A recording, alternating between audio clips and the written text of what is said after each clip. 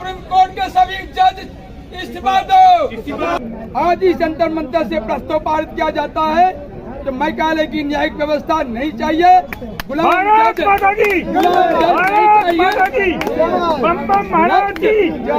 जज नहीं चाहिए।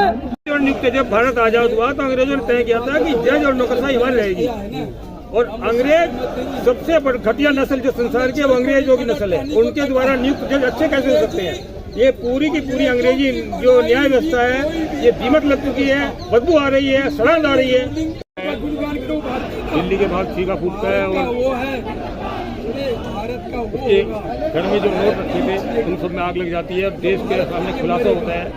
हम तो कह रहे थे शुरू से आसाराम बाबू के मामले में कह रहे थे, हमारे सामने जब प्रस्ताव आया कि 125 करोड़ रुपया दे दो और हम बापू को रिहा कर देंगे, तो समझ गए थे कि ये जुडिशरी भ्रष्ट हो चुकी है। आप देखिए थोड़े पूरी देश की आवाम जनता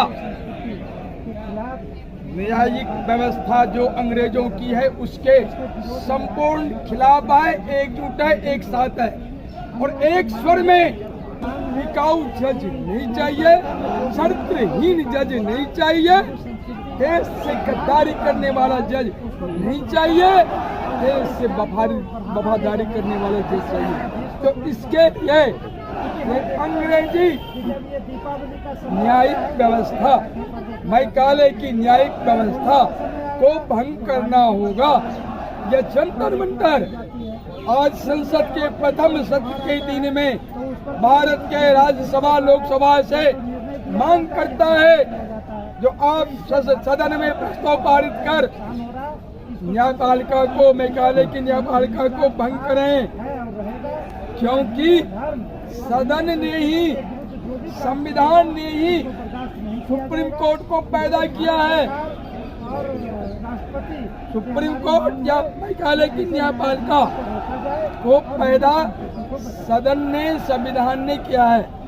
सुप्रीम कोर्ट बेटा है सदन का, संविधान का, लेकिन न्यायपालिका सदन का, सरकार का, संविधान का बाप बनने वाला है, बाप बनकर काम कर रहा है, भस्मासुर बन गया है। लेकिन लोगों को पता है कि पटाखों में प्रदूषण नहीं होता।